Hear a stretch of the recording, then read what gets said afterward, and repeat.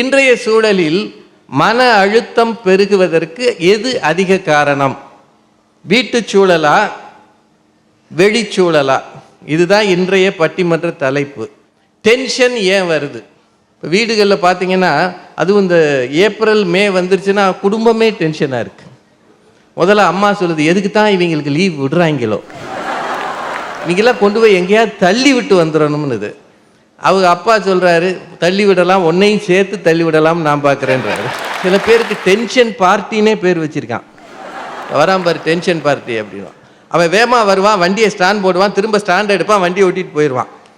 நமக்கே தெரியும் எதுக்கு வந்தான், எதுக்கு ஸ்டாண்டு போட்டான், திரும்ப எதுக்கு ரிலீஸ் பண்ணால், ஏன் போனான். இது எதுவுமே தெரியாமல் ஓட்டிகிட்டு இருக்கான்னா அவன் டென்ஷனில் இருக்கான்னு அர்த்தம். நம்ம வீட்டிலேயே சமையல் அந்தமா பண்ணும்போதே படுகோபத்தில் இருக்கும். அதுவும் இப்போல்லாம் வெயில் நேரத்தில் சமையல் பண்ணுறதுன்றது ரொம்ப கஷ்டம். அதனாலே காலையிலே சமைச்சதை 3 நேரமும் ரவுண்டில் விடுற ஆள்லாம் இருக்குது. அப்படி இல்லைன்னா அவர்கிட்ட சிம்பிளாக சொல்லிடுறாங்க, மத்தியானம் என்னால் முடியாது, இந்த வெப்பத்தில் என்னால் அவிய முடியாது, நீங்களே அள்ளிக்கிட்டு வந்துருங்க ஒரு ஹோட்டலில் இருந்துன்றாங்க. இப்போ எல்லாரும் டென்ஷனில் இருக்கிற இந்த நேரத்தில் இதுக்கு என்ன காரணம்? நம்ம வீடு தான் காரணமா, இல்லை வீட்டை விட்டு வெளியில் வந்தால் ரோடு இருக்கே, அங்கே ஏகப்பட்ட விஷயம் நடக்குது, இது காரணமா? வீடு தான் காரணம்னு சொல்கிறதுக்கு அந்த முதல்ல உட்காந்துருக்கிறார் பாருங்க, பட்டிமன்ற உலகத்தில் பெரிய புரட்சியவே ஏற்படுத்தினவர். ஏன்னா அவர் போகாத நாடு கிடையாது, பாகிஸ்தானை தவிர எல்லா நாட்டுக்கும் போயிருக்கிறார். நகைச்சுவையாக கலகலப்பாக பேசணும் அப்படின்னா பட்டிமன்ற வரலாற்றில், பட்டிமன்ற உலகத்தில் பெரிய ஜாம்பவான் நம்ம ஐயா ராமலிங்கம் ஐயா. அவர் சொல்கிறாரு, வீடு தான் தம்பி, நான் ரிட்டையர் ஆகி வீட்டில் உட்காந்துருக்கேன். ரிட்டையர் ஆனவங்களுக்கு அவங்களால வீட்டில் இருக்கிறவங்களுக்கு டென்ஷன், வீட்டில் இருக்கிறவங்களால அவங்களுக்கு டென்ஷன். இது ரெண்டுக்கும் காரணம் என்னன்னு சொல்லுவார். அதே அணியில் பேசுவதற்கு அந்த பக்கம் அருள் பிரகாஷ். வாட்ஸ்அப்பில் ஒரு பேச்சு சுற்றி சுற்றி வருதுன்னா அது அருள் பிரகாஷ் பேச்சு தான். அந்த அளவுக்கு இளைஞர்களின் மனத்தில் இடம் பிடிக்கிற அருமையான பேச்சாளர் தம்பி அருள் பிரகாஷ். அவர் பல நெருக்கடிகளில் இருக்கிறார். ஒன்று, பள்ளிக்கூடத்தில் ஆசிரியராக இருக்கிறார், அது பெரிய நெருக்கடி. அப்புறம் வீட்டில் குடும்ப தலைவராக இருக்கிறார், அது அதை விட நெருக்கடி. அதனால அவரும் சொல்றாரு, கஷ்டம் யா, வீடு தான் சிரமம் அப்படின்னு சொல்றாரு. அப்புறம் மூணாவது ஒருத்தர் உட்காந்துருக்காரு பாருங்க, அவர் பேரு சேஷாத்ரி. சேஷாத்ரி கணினி துறையில் இருக்கிறார், நல்ல கவிஞர் கல்யாணத்துக்கு முன்னாடி வரைக்கும். இப்போ சோக கவிதைகளாக எழுதுறாரு, நல்ல பேச்சாளர். இந்த 3 பேரும் வீட்டு சூழலே அப்படின்னு பேச போகிறாங்க. அவங்க அந்த மாதிரி பேசுனா இவங்க விட்டுருவாங்களா என்ன? குரு ஞானாம்பிகா மேடம் கோயம்புத்தூரில் ஒரு பல்கலைக்கழகத்தில் தமிழ்துறை பேராசிரியராக இருக்கிறாங்க. அவங்க சொல்கிறாங்க, வீடு என்ன சார், ஓடி அடைகிற இடம். ஆனால் இந்த வீதி இருக்கிறதே, வெளி இருக்கிறதே, நாடு இருக்கிறதே, சமூகம் இருக்கிறதே, அதுதாங்க பிரச்சனை. ஒரு முறை வீட்டை விட்டு வெளியே போயிட்டு வந்தால் தானே தெரியும். என்னென்ன கதை வச்சுருக்காங்களோ தெரியல. அவங்களோட இணைந்து பேசுவதற்கு நடுவில் இருக்கிறார் பாருங்க, திரு சுஜித் குமார் அவர்கள். இந்த சமூகம் மாற வேண்டும், இந்த ஊர் திருந்த வேண்டும், ஒரு வேலும் சரியில்லைன்னு சொல்லுவான். ஆனால் வெறுமன பேசிக்கொண்டு இருக்காமல் சமூக மாற்றத்துக்கான சில வகை பணிகளை அவர் தொடர்ந்து செய்து வருகிற அருமையான மனிதர் அவர். அது மட்டும் இல்லை, ஒரு பன்னாட்டு நிறுவனத்தில் ஒரு உயர் பதவியிலே இருக்கிறார். பெரும்பாலும் பெரிய பதவிக்கு போனவங்க இறங்கி பேச மாட்டாங்க, சிரிக்கவே மாட்டாங்க. அப்படி சிரிச்சிட்டாங்கன்னா யாருக்கோ வேட்டு வச்சுட்டான்னு அர்த்தம்.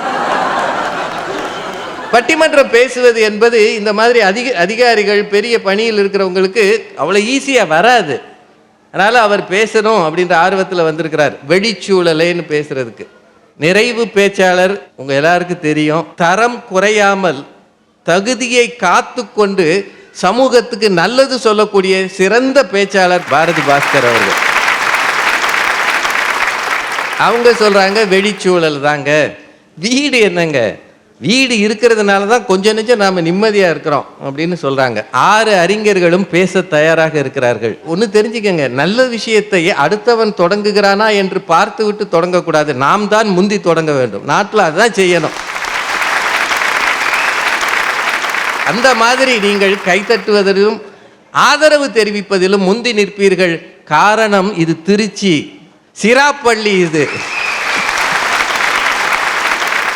அதனால் நீங்கள் சரியான ஒத்துழைப்பு தர வேண்டும் என்று சொல்லி இப்போதைக்கு பட்டிமன்றம் தொடங்குகிறது. வீட்டுச் சூழலே என்று தொடங்குகிறார் புலவர் ராமலிங்கம் ஐயா அவர்கள். அவரை உங்கள் சார்பிலே அழைத்து அமைகிறேன். நன்றி, வணக்கம்.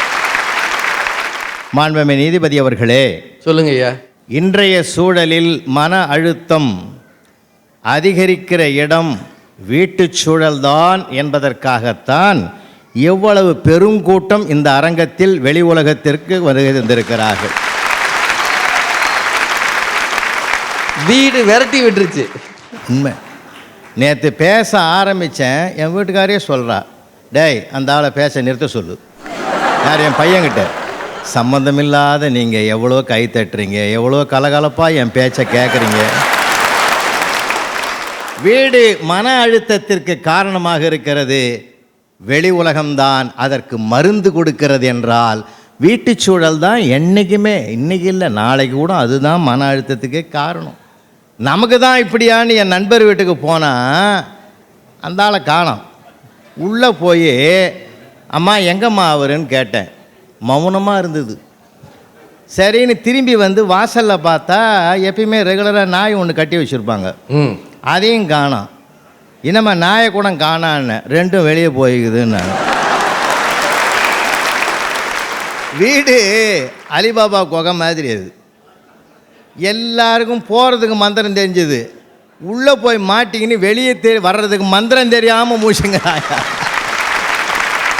இன்னும் சொல்ல போனால் கணவன் மனைவி கிட்ட பேசுகிற போது கூட பார்த்தீங்கன்னா எதாச்சியாக சொன்னால் கூட வரும், சார் பிள்ளையா பற்றி வச்சுக்கிறேன், சரியான குரங்கு பற்றி வச்சுக்கிறேன்னா. அந்த அம்மா அமைதியாக சொல்லுது, என் வம்சம் விளங்குறதுக்கு ஒரு வாரிசு வேணும்னு நீ தானேயா சொன்னேன். நான் பார்த்த ஒரு காட்சியை இங்கே பதிவு பண்ணுறேன். சொல்லுங்கள். விழுப்புரத்தில் ஒரு பாட்டிமா பஸ்ஸில் ஏறி நேராக போய் டிரைவர்கிட்ட சொல்லிச்சு, தம்பி பனமலைப்பேட்டை வந்தால் சொல்லுப்பா அப்படின்னுச்சு. சொல்கிறேன் பாட்டி உக்காருன்னாரு. அந்த மனுஷன் என்ன பண்ணார், போகிற வேகத்தில் மறந்துட்டார். 2 கிலோமீட்டர் தாண்டி அனந்தபுரத்தில் போய் நிறுத்திட்டு, ஐயோ பாட்டி சொன்னதை மறந்துட்டோமேன்னு மனசாட்சியோடு அப்படியே யூட்டர்ன் பண்ணி சர்வீஸ் ரோடில் திரும்பி வந்து மறுபடியும் அந்த ஊருக்கு, அந்த பாட்டி கேட்ட ஊருக்கே வந்து, பாட்டி நீ சொன்ன ஊர் வந்துடுத்துமான்னார். நல்ல வேலைப்பா, பனமலைப்பேட்டை வந்தால் பிபி மாத்திரை போடுன்னு என் பேத்தி சொன்னான்.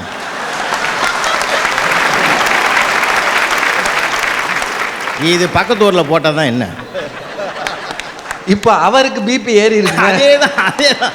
ஆனால் அவனுக்கு பிபி ஏறலைங்க.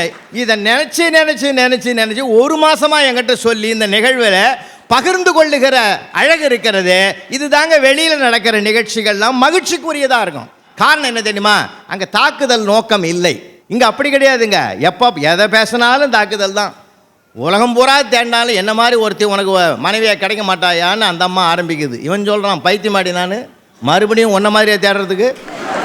இப்போ அந்த அம்மாவும் மன அழுத்தம் வருமா வராதாங்க? எந்த சூழ்நிலையிலும் பாருங்களேன்.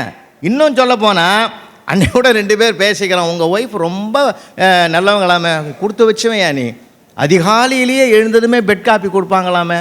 அட வாய மூடுறா, அரை தூக்கத்தில் குடித்தாதான் அது உண்டு, தெளிவாக இருந்தால் அதை குடிக்க முடியாதுன்னா. ஒன்றுங்க, டூர் போகிறோமே எதுக்கு போகிறோம்? ஜாலியாக இருக்க. வீட்டிலே எழுகிற மனக்குழப்பத்தை, மன அழுத்தத்தை நீக்கிக் கொள்வதற்கும் அடுத்த ஒரு 3 மாதம் மன அழுத்தத்தை தாங்கிறதுக்கு ரீசார்ஜ் பண்ணுறதுக்கும் தான் சார் நம்ம டூரே போகிறோம். அன்றைக்கி ஒருத்தன் கவிதை நடையிலே சொன்னான், ஷாப்பிங் போன ஒய்ஃபும் சர்வீஸுக்கு போன பைக்கும் 2 நாளுக்கு நம்ம கண்ட்ரோலில் வராதுறான்னா. அதனால் இன்றைக்கி எல்லாமே குடும்பத்தை ஏன் நடத்துகிறான் தெரியுமா? ஏதோ ஒரு வெளியில் நம்ம கௌரவமாக இருக்கிறதா நினச்சிக்கிட்டோன்ற ஒரு அக்கறையில் தான் நடத்துகிறான். ஏன்னா ஆசையாக அடித்தா காதலி, ஆசை தீர அடித்தான்னா மனைவின்றது அவனுக்கு தெரியுமையா, தெரிஞ்சுதான் ஏன் நடத்துகிறான். அதான் அன்றைக்கி கூட நம்ம பத்திரிகையில் ஒரு வரியை படித்து பார்த்தேன். அவன் எழுதிக்கிறான், சார் மர்மமும் திகிலும் நிறைந்த குடும்பத்தொடர் ஆரம்பமாகிறதுன்னு எழுதிக்கிறான் பத்திரிகையில். இங்கே மன அழுத்தம் வராமல் என்ன வரும் சொல்லுங்க பார்ப்போம். பேரறிஞர் அண்ணா அவர்கள் லண்டனுக்கு வருகை தந்தபோது அங்கே ஒரு நிருபர் கேட்டார், கம்ப்ளீட்ன்றதுக்கும் ஃபினிஷ்டுன்றதுக்கும் என்னங்க வேறுபாடு, ரெண்டும் ஒன்று தானே என்னாங்க. அப்போ பேரறிஞர் அண்ணா சொன்னார், ஒருவனுக்கு நல்ல மனைவி வாய்ச்சா கம்ப்ளீட்டு, வாழ்க்கை கம்ப்ளீட்டு. ஒருவனுக்கு மோசமான மனைவி வாய்ச்சா வாழ்க்கை ஃபினிஷ்டுன்னு பாருங்க. அந்த என்ன அருமையான உலகம்! வெளி உலகத்தையே கட்டி ஆண்ட அந்த மாபெரும் அறிஞர் என்ன ஒரு வீட்டு சூழ்நிலையை படம் பிடித்து காட்டுகிறார். மாண்புமிகு நீதிபதி அவர்களை இப்படி சொல்லி நான் நிறைவு செய்கிறேன். ஒரு குழந்தைக்கு சோறு ஊட்டுகிறாள் ஒரு தாய், ஆனால் குழந்தை வீட்டுக்குள் சாப்பிட மறுக்கிறது. அந்த குழந்தையை கூட வெளியில் கொண்டு வந்து ஊட்டினால் அழகாக சாப்பிடுகிறது என்றால் அந்த குழந்தைக்கு தெரிந்திருக்கிறது வீட்டு சூழல் மன அழுத்தை தரும் என்று. இந்த பெரியவர்களுக்கு தெரியவில்லையே என்றுதான் வருத்தமாக இருக்கிறது. சொல்லி தீர்ப்பது வெளி உலகம், சொல்லாமல் தவிப்பது வீட்டு உலகம். நன்றி, வணக்கம். அருமை. ராமலிங்கம் ஐயா அவர்கள் ரொம்ப நல்லா பேசியிருக்கிறார்.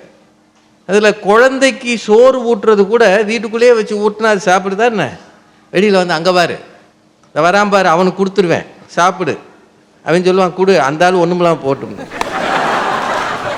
ஏன்னா அந்த சாப்பாடு அவ்வளோ சுவையாக இருக்கும், கொடு, அவன் திரும்ப வரவே மாட்டான். ஆனாலும் வெளியில் வேடிக்கை பார்ப்பது மனித இயல்பு. வெளியில் போனால் டென்ஷன் குறையும், வீட்டுக்குள் இருந்தால் பெருகும் அப்படின்னு ரொம்ப அழகாக சொல்லியிருக்கிறார். இப்போ எதிரணியில் பாவம் வெளியில் தான் பேசுறதுக்கு குரு ஞானாம்பிகா அவர்கள் அவரை உங்கள் சார்பிலே அழைத்து அமைகள். எதிரணி தலைவர் வீடை பத்தி காரசாரமா திட்டியிருக்காரு. எங்க வந்து இறைவனே ஒரு மகளுக்கு தாயாகி நின்று பிரசவம் பார்த்த ஒரு ஊரிலே வந்து வீட்டை திட்டியிருக்காரு. தாய் மாணவன் தெரியும்ல. மன அழுத்தம் அதிகரிக்கிறதுனால தான் இங்க இருக்கிறவங்க எல்லாம் வீட்டை விட்டுட்டு இங்க வந்துட்டாங்களாம். நான் என்ன கேட்குறேன், இவங்கெல்லாம் பக்கத்து வீட்டுக்காரங்க, எதிர்த்த வீட்டுக்காரங்க, ரோட்ல போறவங்க வரவங்க இவங்களையா கூட்டிட்டு வந்திருக்காங்க? அப்பா அம்மா கணவன் மனைவி மகள் பேர குழந்தைங்க இவங்கெல்லாம் குடும்பமா தானங்க இந்த இடத்துக்கு வந்திருக்காங்க. விட மாட்டேங்கிறாங்க அம்மா. மகிழ்ச்சி அதுல தானே இருக்கு. அது என்ன வீடுன்னா அலிபாபா குகை மாதிரியா உங்களுக்கு? வீடுனா சொர்க்கங்க. எத்தனை டென்ஷன் வெளியில.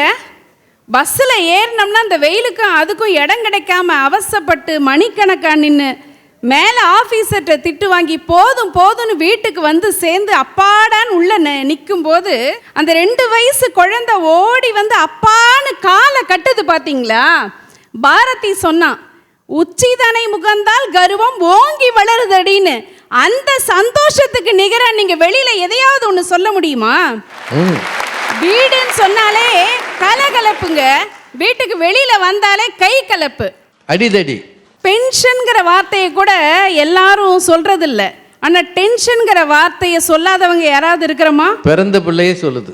வெள்ளிக்கிழமை சாயங்காலம் ஆச்சுன்னா அப்படியே சிரிச்ச முகமா போவோம், திங்கக்கிழமை காலையில் ஆச்சுன்னா சலிச்ச முகமா வருவோம். ஏன் நினைக்கிறீங்க? ஒரு சாதாரண பெர்மிஷனுக்கும் லீவுக்கும் போய் அவங்க முன்னாடி கூனி குறுகி நிற்கிற மாதிரி வரும் பார்த்தீங்களா? மாமியார்கிட்ட கூட நல்ல பேர் வாங்கிடலாம், வீட்டுக்கார்ட்ட 4 புடவையை கேட்டால் உடனே வாங்கி கொடுத்துருவாரு. எங்க எல்லா ஊர்லயும் ஆண்கள் நல்லவங்களா தானங்க இருக்கிறாங்க. சாமி கிட்ட கூட வர வாங்கிடலாம், அந்த மேனேஜர் கிட்ட இருந்து லீவ் வாங்குறது அத்தனை கொடுமையா இருக்குது. பயணத்தை பத்தி சொன்னார், என்னமோ வெளியில போனா ரொம்ப சந்தோஷமா இருக்குமா. போன வாரங்க தஞ்சாவூருக்கு நான் போனேன். இந்த ஒரு ஸ்டேஷன்ல இந்த கிளீன் பண்ணிட்டே ஒருத்தர் வந்தாரு. நான் ரொம்ப தாராள மனசு, அப்படியே கொடை வள்ளல் நினச்சிக்கிட்டு சும்மா போனவரை கூப்பிட்டு என் பர்ஸை பேக்கை திறந்தேன், ஒரு 5 ரூபாய் காயின் இருந்தது. சும்மா போனவரை கூப்பிட்டு கொடுத்தேங்க. கொடுத்துட்டு நான் பாட்டுக்கு புக்கு படிச்சுட்டு இருந்தேன். பக்கத்தில் இருக்கிற ஒரு அம்மா கூப்பிட்டு எவ்வளோ கொடுத்தீங்க? நாங்கள் 5 ரூபாய் கொடுத்தேன். அங்கே பாருங்கள் உங்களை எப்படி முறைச்சிட்டு இருக்கிறாரு அப்படின்னு. பார்த்தா அந்த கடைசியிலங்க ஒரு 1/2 மணி நேரம் கையில் வேற ஒரு கட்டை வச்சிருக்கிறாரு. சப்த நாடி ஒடுங்கி போய் நான் உட்காந்துருந்தேன், இவர் எப்படா இறங்குவாருன்னு. எங்கள் வீட்டுக்கார்ட்ட ஃபோன் பண்ணி சொல்கிறேன், நீ அங்கேயும் போய் உன் வேலையை கட்டிட்டியா, உன் தாராள மனசை பாரு. அவனுக்கே கோபம் வந்துருச்சு. அவருக்கு 5 ரூபா தான் கொடுப்பீங்களா? இல்லை அது எப்படி உடனே இல்லைங்க, அவருக்கு என்னன்னா பேங்க்ல அவர் வேலை முக்கியமான வேலை பார்த்துட்டு இருக்கிறாரு. சொந்த காசுல சூனிய வைக்கிறதே உன் வேலையா போச்சு, நீ கஷ்டப்படுறது பத்தாதுன்னு ஃபோன் பண்ணி என்னை வேற டென்ஷன் ஆக்குறேன்னு சொல்லி நிஜமா பார்த்த ஒரு பார்வையிலேயே அத்தனை பயத்தோட உட்காந்துட்டு இருந்தேன். அப்படின்னு சொன்னா பயணங்கள்லாம் ரசிக்கிற மாதிரியா இருக்கு. டீசெண்டா ட்ரெஸ் பண்ணிட்டு டிப் டாப்ரா டிஷர்ட்டு ஜீன்ஸ் போட்டுட்டு யாராவது நின்று ஒரு 5 நிமிஷம் ஊத்து பார்த்தாங்கன்னா இடத்த பயங்கரமா பயந்து பயந்து பயந்து கழுத்து செயின் பேக் எல்லாத்தையும் பிடிச்சி காலி பண்ண வேண்டி இருக்கு. இந்த ஜீன்ஸ் போட்டவங்க எல்லாம் கொஞ்சம் கவனமா பார்க்கணும். இல்ல உங்க அணியிலேயும் ஒருத்தர் இருக்காரு, அதனால அவர் அறிவு திருடரா இருக்கலாமா இருக்கும். நெஜ திருடங்களை இப்படித்தான் அலைஞ்சிட்டு இருக்கிறாங்க. உணர்வுகளை வாய் விட்டு சொல்ல முடியாத நிலையிலே தானே இன்னைக்கு இருக்கக்கூடிய சூழல் இருக்கு அப்படின்னு சொன்னா இதெல்லாம் கொடுக்கிறது வெளிச்சூழல் தான். நிறைவா ஒண்ணு சொல்லி முடிச்சிடுறேங்க. வீடு என்பது அற்புதமான ஒரு சொர்க்கம். பாச சிறகுகளை விரிக்கிற இடமாக வீடு இருக்கிறது, பாறாங்கற்களை சுமக்கிற இடமாக வெளிச்சூழல் இருக்கிறது என்று சொல்லி நல்ல வாய்ப்பிற்கு நன்றி பாராட்டி விடைபெறுகிறேன். நன்றி, வணக்கம். யாருமா நிறைய செய்திகள் சொல்லியிருக்காங்க. 10th +2 படிக்கிற பிள்ளைகளுக்கு டென்ஷன் கொடுக்கறது யாரு? பக்கத்து வீட்டுக்காரன், வர்றவன் போறவன், பேப்பர் போடுற ஆளு. தம்பி +2வா, எவ்வளோ மார்க் வாங்குவ? யோ பேப்பர் போட்டியா? எவ்வளோ வாங்கினா உனக்கு என்ன? உன் மகனை போய் கேளியா? சொல்வானா இல்லையா? இந்த மாதிரி நல்ல செய்திகள் எல்லாம் சொல்லியிருக்காங்க. இப்போ நம்ம அருள் பிரகாஷ் அவர் வீட்டு சூழலேன்னு பேசணும். வாங்க ஐயா. அனைவருக்கும் வணக்கம். எதிரணியிலிருந்து வந்த பேசிய பேராசிரியர் அவர்கள் பேசியதிலேயே எனக்கு ஒரு விஷயம் ரொம்ப பிடிச்சிருந்துச்சு. எல்லா ஊர்லேயும் ஆம்பளைங்க நல்லவங்களாதாங்க இருக்காங்க. எனக்கு அதையா ரொம்ப பிடிச்சது. இல்லை நடுவர் அவர்களே, சில நேரத்தில் உண்மையை மறைக்க முடியாது, அது வந்துடும் வெளியே. அதில் அவங்க சொன்னாங்க, வீட்டுக்கார்கிட்ட 4 புடவை கேட்டாலும் வாங்கி கொடுத்துருவாரு. ஆஃபீஸ் மேனேஜர்கிட்ட லீவ் வாங்க முடியாது. 4 புடவை வாங்கி கொடுக்கறது இவன் தலையெழுத்து. அது வாங்கி கொடுத்த பிறகு அவனுக்கு வருதே, அதுக்கு பேர் தான் மன அழுத்தம். எவனோ ஒருத்தவங்களை முறைச்சு பார்த்தோம்னா நீங்களே அதை சால்வ் பண்ணாமல் ஃபோன் பண்ணி அவர் டென்ஷன் பண்ணீங்களே, அதுக்கு பேர் தான் மன அழுத்தம். அதாவது அங்கங்க டீல் பண்ணணும். நீங்க நல்லா யோசித்து பாருங்க. அந்த காலத்துல 40 வயசுக்கு மேலதான் விரக்தியா பேசுமா. என்ன சார் வாழ்ந்தோம் சார். இப்போ 5ஆம் கிளாஸ் பையனே எனக்கு டென்ஷன் ஆகுது, டார்ச்சர் ஆகுது, போர் அடிக்குதுன்றான். அப்போ இந்த சமூகத்தில் இந்த வார்த்தைகள் சின்ன பிள்ளைகளிடத்திலே உச்சரிக்கப்படுகிறது என்று சொன்னால் வீடு தான் காரணம். எந்த பெண்ணும் திருப்தி அடைகிறதில்லை. இப்போ இந்தியாவினுடைய ஃபேமிலி யூனிவர்சல் டயலாக் என்ன? எல்லா ஒய்ஃபும் அவங்க வீட்டுக்காரை பார்த்து சொல்லுவாங்க, என்ன ஸ்ரீரங்கத்தில் கேட்டாங்க, என்ன சிதம்பரத்தில் கேட்டாங்க. ஒரு வேலையும் கேட்டுக்க மாட்டான், சும்மா சொல்லுவாங்க நம்மகிட்ட. அங்கே கேட்டான், அவன் சொல்லுவான் எல்லாரும் கேட்டுட்டு தப்பிச்சுட்டான், நான் மட்டும் மாட்டிக்கினடின்னா. அப்போ நாம நினைச்சுக்கிறோம் நாம தான் தலைவர், குடும்ப தலைவர்னு. நாம தலை தான், ஆனா அவங்க கழுத்து சொல்ற பக்கம் தான் தலை திரும்பணும், வேற வழி கிடையாது.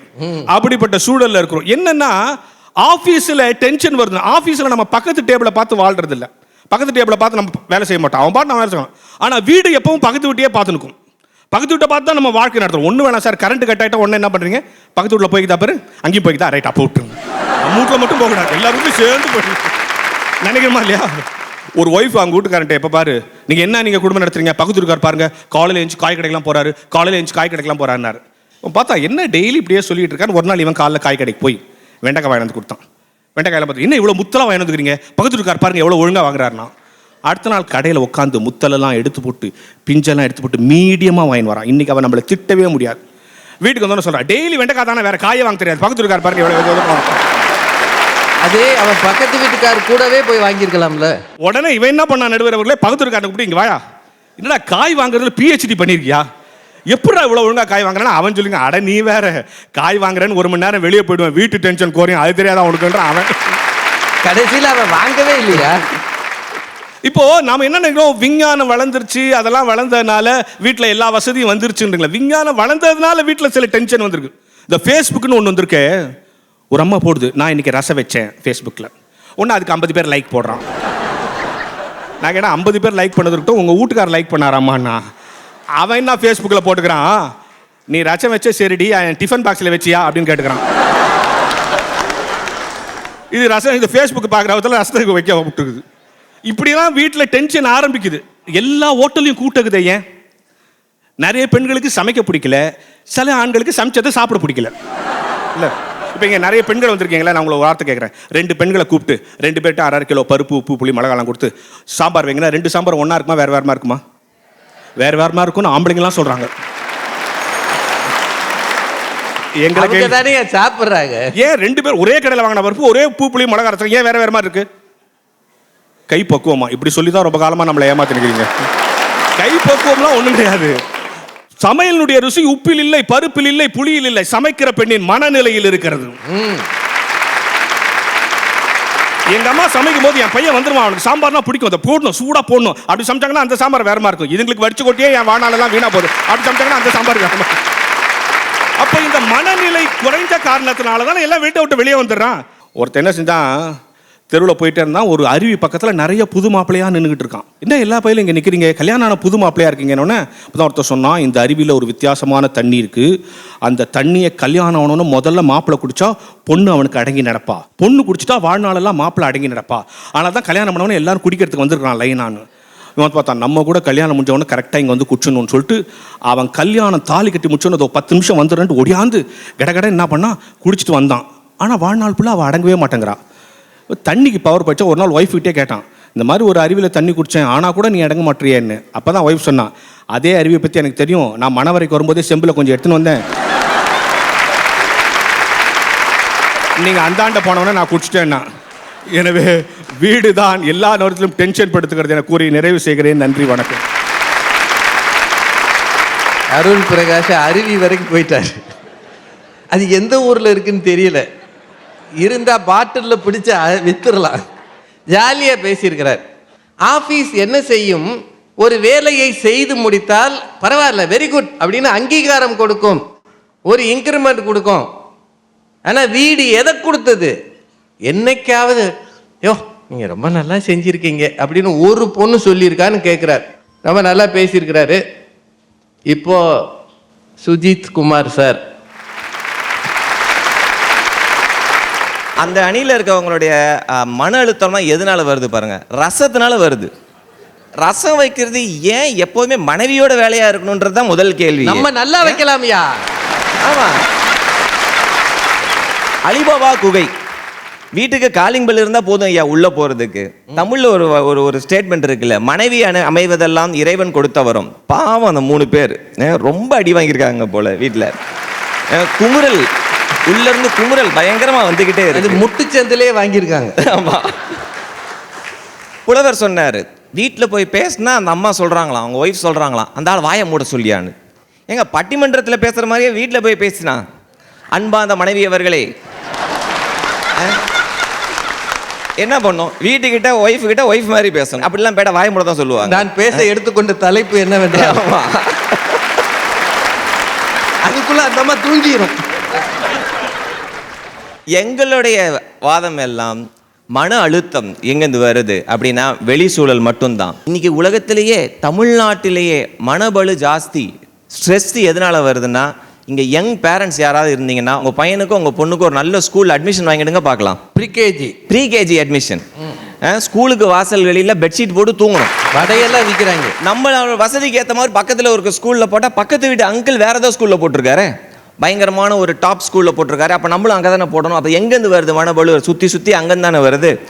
இன்னைக்கு மார்க் 12th ரிசல்ட்ஸ் என்ன வரும், இதான் வரப்போகுது, மாணவர்களை விட மாணவிகள் அதிகம் தேர்ச்சி பெற்றனர். இது எங்களுக்கு தெரியாதா? லாஸ்ட் 20 வருஷம் இதான் வருது. அது ஏன்னு எனக்கும் தெரியவே இல்லை. இல்லை ஐயா, ஜென்ரலாகவே பசங்களுக்கு விட்டு கொடுக்குற மனப்பான்மை ஜாஸ்தி. அதனால் ரோட்டுக்கு போகிறோம், இவர் வீட்டில் சொல்கிற மாதிரி வீட்டில் ஒரே ப்ரெஷர்னே வச்சுப்போம், யோகா மெடிடேஷன் எல்லாம் பண்ணி இன்னைக்கு யாரு கூட சண்டை போடக்கூடாதுரா அப்படின்ட்டு நம்ம ஒரு வண்டி எடுக்கிறோம். சென்னை மாதிரி ஒரு சிட்டியில் நம்ம சிக்னல்னா என்ன, ரெட்டுனா ஸ்டாப், எல்லோனா ஸ்லோ டவுன், க்ரீன்னா கோ. ஆனால் நம்ம ஊரில் எப்படி கிடையாது, க்ரீன்னா கோ, எல்லோனா ஃபாஸ்ட்டாக கோ, ரெட்டுனா போலீஸ்காரன் இருக்கான பாரு போய்கிட்டே இருக்கு.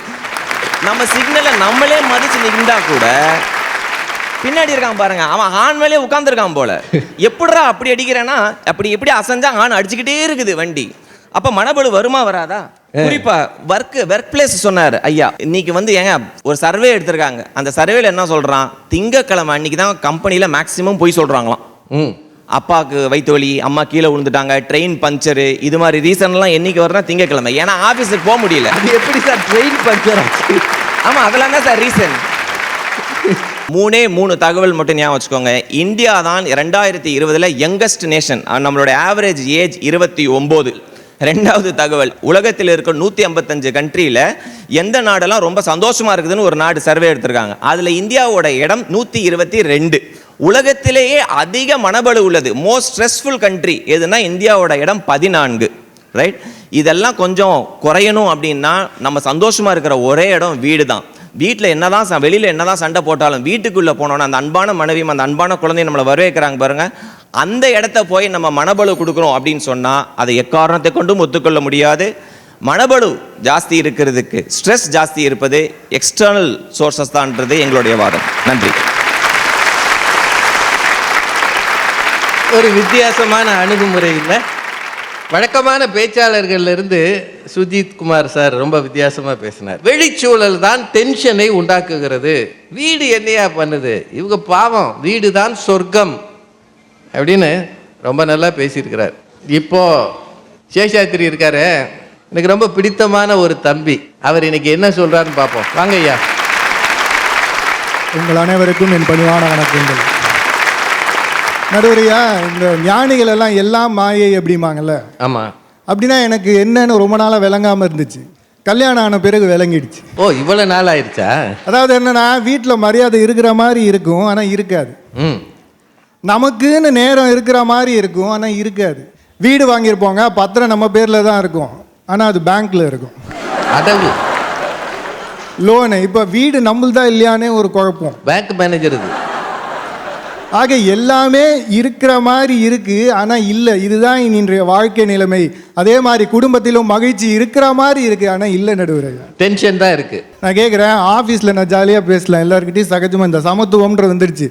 நான் மேனேஜரை பேர் சொல்லி கூப்பிடலாம், ஹாய் சிவா அப்படின்னு, அப்படியே அவர் சிரிச்சுனே பேசுகிறாரு. நான் மாமனாரை பேர் சொல்லி கூப்பிட முடியுமா?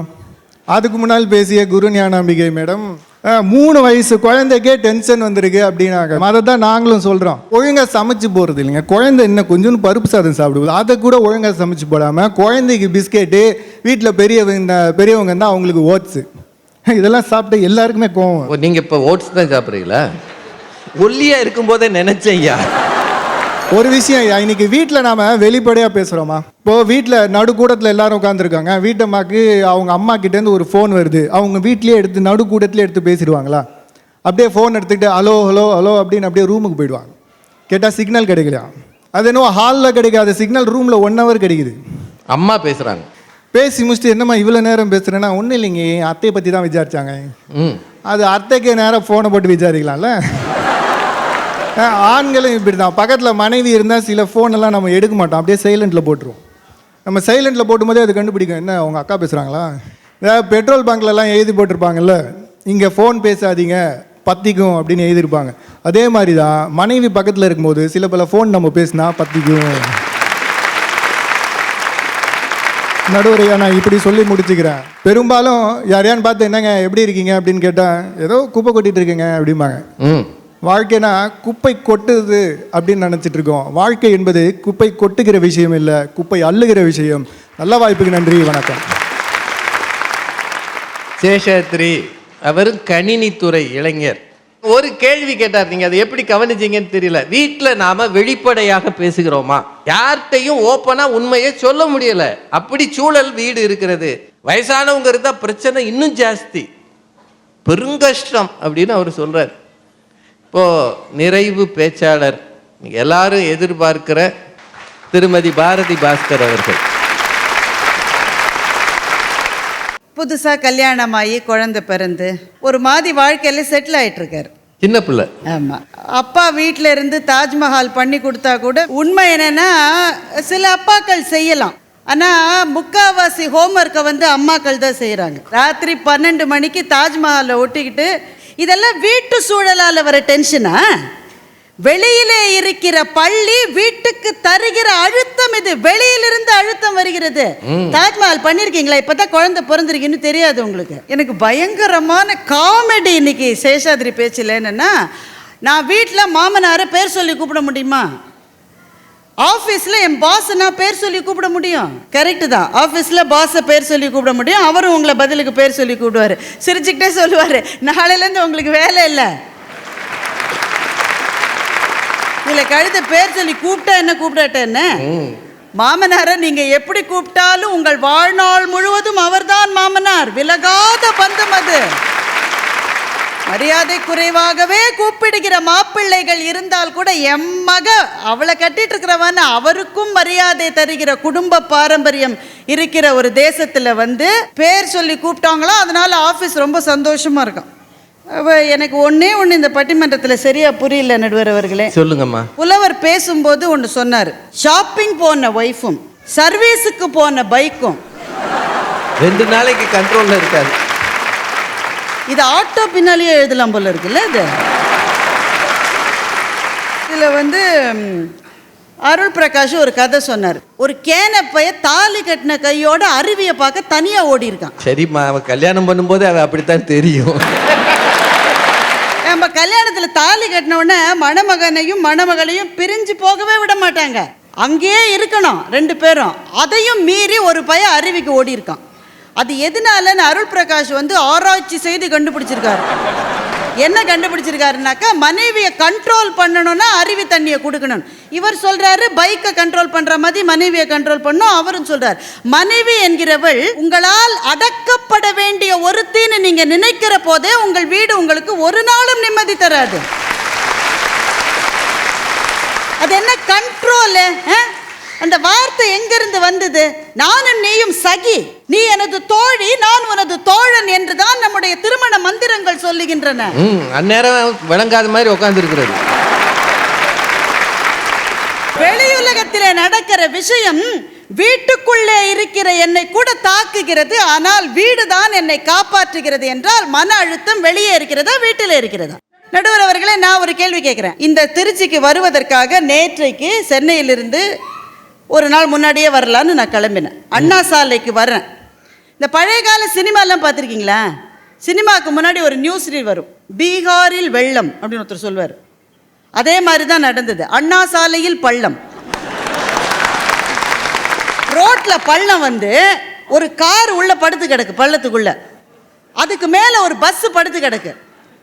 ஆனால் நீங்கள் நம்ப மாட்டீங்க, டிராஃபிக் ஜாம் வந்து கீழே விழுந்த கார்னாலையும் பஸ்னாலையும் இல்லை. உடனே நம்ம ஜனங்க அத்தனை பேரும் சேர்ந்து கூடி 500 பேர் அங்கே நின்று செல்ஃபி எடுத்துக்கிட்டாங்க பஸ்ஸோட. ஆனால் பஸ் குப்பரை கிடக்கும்போது செல்ஃபி எடுத்தால் சூப்பராக இருக்கும். இந்த தஞ்சை மண் எத்தனை வயிறுகளுக்கு சோறு போட்ட மண், எத்தனை உயிர்களை காப்பாற்றிய மண். எதனால்? காவேரி என்கிற தாய் மடி இங்கே இருந்ததனால். வீடு என்பது நம்முடைய குழந்தைகளுக்கு பாதுகாப்பான இடமா இருக்கு. இந்த வீட்டுக்குள்ளே அந்த குழந்தை இருக்கிற போது எனக்கு ஒரு பயமும் இல்லை. வீட்டை விட்டு ஒரு அடி என்னுடைய பெண் குழந்தையோ என்னுடைய அந்த ஆண் குழந்தையோ வெளியே வைத்தால் அவர்களுடைய வாழ்க்கை எப்படி இருக்கும் என்பதற்கு கேரண்டியே கிடையாது. ஒரே ஒரு விஷயத்தை சொல்லி முடிச்சிடுறேன்.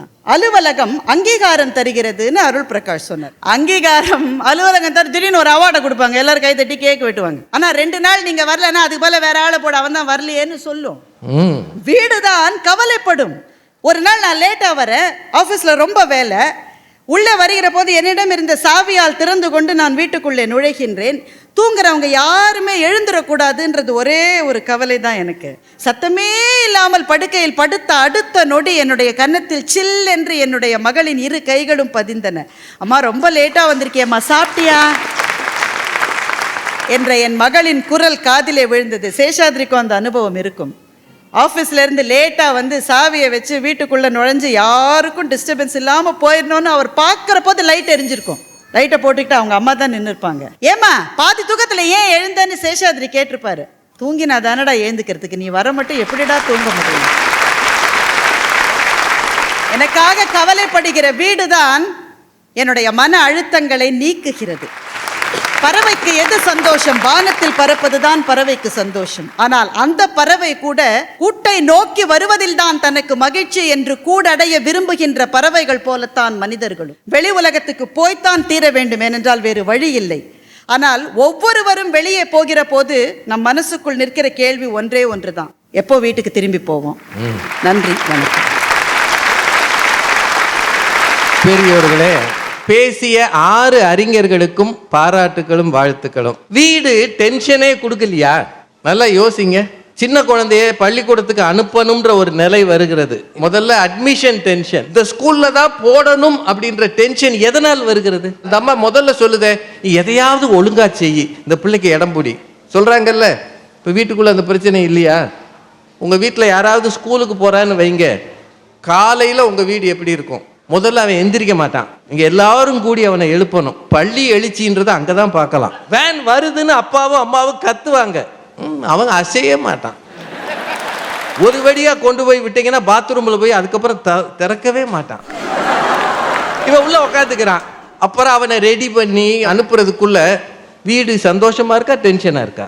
இதில் நாம ஏதாவது ஏடா கூடமா பண்ணி விட்டுருவோம். அவன் அதை பார்த்தோன்னு சொல்ல, அந்த அப்பாவை இந்த வேலை செய்ய வேணாம்னு சொன்னேம்மா, ஹீ இஸ் யூஸ்லெஸ்னுவான். அந்த அம்மா சொல்லு, எனக்கு அது அப்பவே தெரியும்டான்னு. சரி, இது மட்டுமா? அடுத்த வாரம் ஒரு பெரிய செலவு வருது. இந்த செலவுக்கு பணம் இருக்கான்னு அந்த அம்மா கேட்கையில், நிறைய பணம் இருந்தால் தைரியமாக பேசுவீங்க. காசே இல்லைன்னா, இல்லைம்மா கொஞ்சம் கஷ்டமாக இருக்குது, நீ வேணா அந்த வளையலை கொஞ்சம் கொடுக்குறியா? ஒரு மாதத்துக்கு வந்துடும் ரூபா, அடகு வச்சுட்டு திருப்பிடுறேன் அப்படின்னு எந்த ஆண் மகனாவது மனைவிட்ட தைரியமாக சொல்லியிருப்பானா? அந்த அம்மா கொடுத்துரும். கொடுத்த பிறகு நம்ம வீட்டில் அது டென்ஷன் இல்லாமலாம் இருக்கும். பணத்தகராறு, இதுக்கு மேலே மூணாவது என்ன பிரச்சனை? சொந்தக்காரன் பிரச்சனை. வேற ஒன்றும் வேண்டாயா, திடீர்னு நம்ம வீட்டில் ஒரு ஆளுக்கு உடம்பு சரியில்லைன்னு வைங்க, அது வயசானவராக இருக்கிறார்.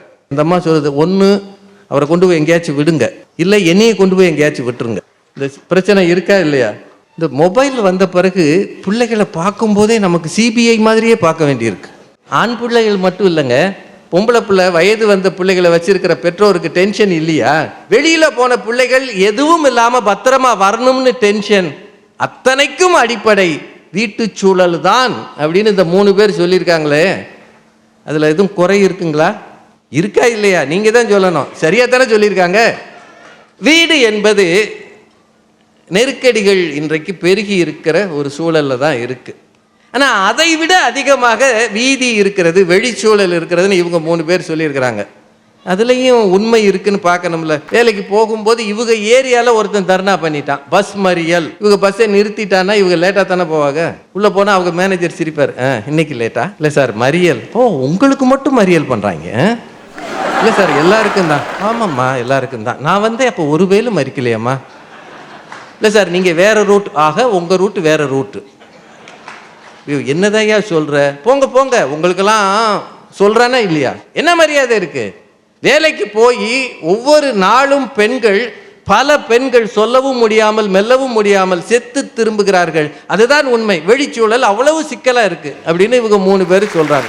நம்மை வெளிச்சூழல் சில தேவையற்ற விஷயங்களுக்கு பழக்கி இருக்கிறது, மறந்துடாதீங்க. எதையோ யோசித்தால், எல்லாவற்றிற்கும் சிடு என்று இருந்தால், வெறித்து பார்த்தால், எந்த உணவையும் விரும்பாமல் இருந்தால், பிள்ளைகள் மீது கவனமாக இருங்கள். அவனுக்குள் ஏதோ ஒரு மன அழுத்தம் இருக்கிறது. இந்த மன அழுத்தத்துக்கு எத்தனையோ காரணங்கள் இருக்கிறது. இதில் பல வெளியில் இருந்து வருகிறது. யங்ஸ்டர்ஸ் காதலிக்கிறான், ஒரு மாசத்துல விட்டுட்டான்னு வைங்க, அந்த பொண்ணு நிலைமையை யோசிங்க. இதெல்லாம் வெளியில இருந்து தாங்க வருது. வீட்டிலும் டென்ஷன் இருக்கிறது, வெளியிலும் இருக்கிறது. ஆனால் எது அதிகம் அப்படின்னு பார்த்தா, பாரதி மேடம் ரொம்ப அழகா சொன்னாங்க, வீடு பாராட்டாது ஆனால் கவலைப்படும். வெளியில் விழுந்து கிடந்தால் செல்ஃபி எடுத்து விட்டு அது பாட்டுக்கு போயிடும். வெளியில தருகிற டென்ஷன் இருக்கிறதே, அது வீட்டுக்குள் வந்தால் குறைந்து விடும், கட்டாயம் குறையும். என்னதான் ஒத்து போகாத மனைவியா இருந்தாலும் ரொம்ப நாம சோர்ந்து வந்து உட்கார்ந்தோம்னா பார்த்து, பாவம் இந்த மனுஷன் என்னையும் வச்சு குடும்பம் நடத்துது, வேறு இதெல்லாம் ஒரு பிள்ளையாது, இந்த பிள்ளைக்கும் இது ஃபீஸ் கட்டுது, அவன் 15 அரியர்ஸ் வச்சிருக்கான், என்னடா கேட்ட சிரிக்கிறான், என்னால் முடிஞ்சது இவ்வளவுதான்றான். ஆனாலும் அவன்கிட்ட அந்த அப்பா, பரவாயில்லடா உனக்கு என்னடா வேணும்னு சொல்கிறாருல. இல்லை, நிறைய வேலை செஞ்சு உட்காந்த இடத்துலையே டிவியை போட்டுட்டு தூங்குற ஒரு மனைவியை பார்க்குற கணவனுக்கு, பாவம் இவ என்னத்தை கண்டா, ஒரு நல்ல நகனை வாங்கி கொடுத்ததில்லை, ஒரு நாளாவது நான் அவனுக்கு ஏதாவது செய்யணும்னு உள்ளுக்குள் சொல்ல தெரியல அவனுக்கு, ஆனால் உள்ளுக்குள் யோசிக்கிறான் பாருங்க. அதுதான் இந்த 2 பேரையும் ஒரு நேரம் பார்க்குற பிள்ளை. எங்கள் அப்பாவும் எங்கள் அம்மாவும் ஏமாடிக, ஆனாலும் என் மேலே அன்பு வச்சிருக்கிறாங்க. ஒரு நாள் இல்லாட்டி ஒரு நாள் நான் ஒரு நல்ல வேலைக்கு போவேன், இவங்களை ஒரு காரில் ஏற்றி ஊரெல்லாம் சுற்றி காட்டி, நான் தான்ப்பா உங்கள் பிள்ளைன்னு நான் அவங்களுக்கு நிரூபிப்பேன்னு ஒரு பிள்ளை நினைக்குது பாருங்க. இந்த 3ம் கிடைக்கிற இடம் இல்லம்தான், வீடு தான். ஒரு நாளும் வெளிச்சூழல் நமக்கு ஆறுதல் தராது. எங்கே கவலைப்பட ஆள் இருக்கிறார்களோ அங்கே நம் மன பொங்கல். பாரதி அழகா சொல்வான், உள பொங்கல்னு எழுதினவன் 100 ஆண்டுகளுக்கு முன்னால் மகாகவி பாரதி. இந்த உள்ளுக்குள்ள இருக்கிற பொங்கல், பிரஷர், மன அழுத்தம், அது அதிகரிக்கிற இடம் வீதி. ஒருவேளை வீதியிலிருந்து கொண்டு வருகிற டென்ஷனை கூட குறைச்சி, விடியா ஊர் அப்படித்தான் இருக்கும், உன் பாட்டுக்கு தூங்கி எந்திரிச்சா காலையில மனசு சரியாயிடும்னு சொல்லுகிற ஒரு ஆறுதல் கிடைக்கிற இடம் வீட்டு சூழல் என்பதால் மன அழுத்தம் இன்றைய சூழலில் அதிகம் பெருகுவது வெளிச்சூழலிலே என்று சொல்லி உங்கள் அத்தனை பேருக்கு வாழ்த்து சொல்லி வணங்கி விடைபெறுகிறேன். நன்றி, வணக்கம்.